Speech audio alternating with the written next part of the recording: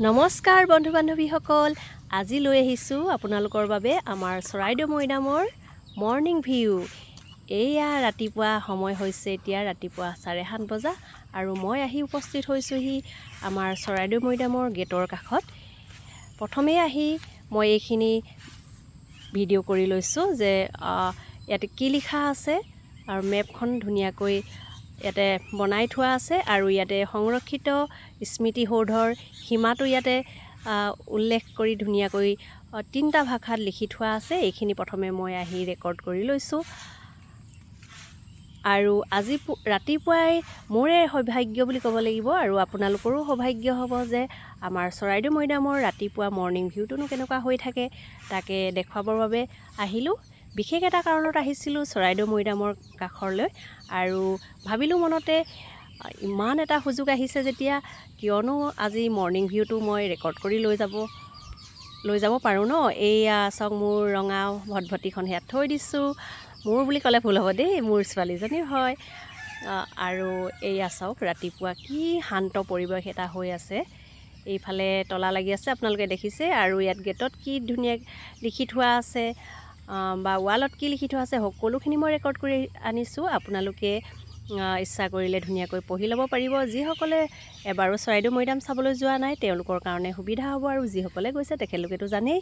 এয়া হৈছে টিকেট ঘৰ, আৰু আগতে গেটৰ মুখতে টিকেট দিছিলে। এতিয়া বাৰু মই এবছৰ অহা নাই দেই, এবছৰ মই অহা নাছিলোঁ। এনেই বাৰু আমি প্ৰতি বছৰে আমি চৰাইদেউ মৈদামলৈ যাওঁৱেই। নতুন বছৰ আহিলে আমি বেলেগ জেগাৰ কথা ভাবোঁ বা নাভাবোঁ সেইটো পিছৰ কথা, কিন্তু আমি চৰাইদেউ মৈদামৰ ওচৰত আছোঁ যিহেতু আমাৰ ঘৰৰ পৰা বেছি দূৰ নহয়, প্ৰায় 20 মিনিটমানৰ ৰাস্তা, আৰু আমি চৰাইদেউ মৈদামলৈ এপাক হ'লেও যাওঁৱেই। আৰু এই বছৰটো অৱশ্যে মোৰ দুৰ্ভাগ্য বুলিয়ে ক'ব লাগিব, নীল হৈ গৈছিলে। কিন্তু আজি হঠাতে মই বিশেষ কাৰণত মৈদামৰ ওচৰৰ মানুহ এঘৰলৈ গৈছিলোঁ ৰাতিপুৱাতে, আৰু মই ভাবিলোঁ আজি গেটৰ ওচৰৰ পৰা হ'লেও মই চাই আহোঁ। ইমান শান্ত, আনকালে ইমান মানে জনসমাৱেশ ঘটি থকা ঠাইটুকুৰা আজি শান্ত সৌম্য হৈ থকা দেখি ইমান ভাল লাগিছে, কি ক'ম আৰু, একদম মনটো প্ৰশান্তিৰে ভৰি আহিছে। এয়া চাওক, নিৰ্জন একদম। তাত ছিকিউৰিটিজনৰ বাহিৰে আৰু এজন চাফাই কৰ্মীৰ বাহিৰে আজি কাকোৱে দেখা নাপালোঁ। তাৰ পাছতে এজন দুজনকৈ অৱশ্যে দোকানীবিলাক আহিবলৈ ষ্টাৰ্ট কৰিছিলে। এয়া চাওক, কি ধুনীয়া চাফ চিকুণতাৰে ধুনীয়াকৈ ৰাখিছে, দেখি ভাল লাগি গ'ল। এয়া চাওক, ইমান ভাল লাগিলে মোৰ এয়া যি মানে গেটৰ সন্মুখত যিজোপা ডাঙৰ গছ আছে, গছজোপা মই ওপৰলৈ চাবলৈ নহ'ল, কি গছ আছিলে পাহৰিছোঁ। আৰু আমাৰ স্বৰ্গদেউ চুকাফা কি ধুনীয়াকৈ অংকন কৰি থৈছে চাওকচোন। মোৰ ইমান ভাল লাগিল দেখি। আৰু এইবিলাক সকলোবিলাক মই যিবিলাক মানে লিখি থোৱা আছে সেইবিলাক মই ধুনীয়াকৈ ৰেকৰ্ড কৰি আনিবলৈ চেষ্টা কৰিছিলোঁ।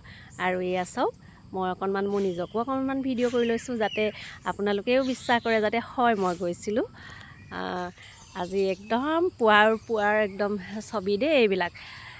ৰাতিপুৱা যিহেতু এতিয়া গৰম বন্ধ হৈ আছে, অলপ পিছতে হয়তো বহুত মানুহ ইয়ালৈ আহিব আৰু চাবহি, কিন্তু বৰ্তমান চাওক একেবাৰে জনশূন্য। এয়া মই যাবলৈ ওলালোঁ, ভিডিঅ' অকণমান কৰিলোঁ গেটৰ মুখৰ পৰাই, জাষ্ট ভিতৰলৈ যোৱা নাই যিহেতু মই অকলে গৈছোঁ। আৰু এয়া এইখন ছেকেণ্ড গেটখন হয়। তাৰপাছতে এয়া মাজে মাজে এনেদৰে লিখি থোৱা আছে থেংকছ ফৰ ভিজিট।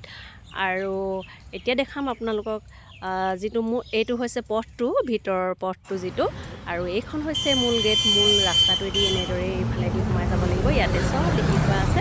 আপোনালোকে যদি কোনোবাই যোৱা নাই, প্ৰথমবাৰৰ বাবে যদি যাব বিচাৰি আছে, তেনেহ'লে মোৰ এই ভিডিঅ'টো চাব, আৰু যিসকলে গৈছে তেখেতলোকেতো জানেই। আৰু আপোনালোকৰ সুবিধা হ'ব বুলিয়ে মই এই ভিডিঅ'টো বনাই লৈ আহিছোঁ। আৰু আজি লৈ আহিছোঁ। মোৰ ভিডিঅ'টো কেনেকুৱা লাগিল কমেণ্ট কৰি জনাব। Bye bye.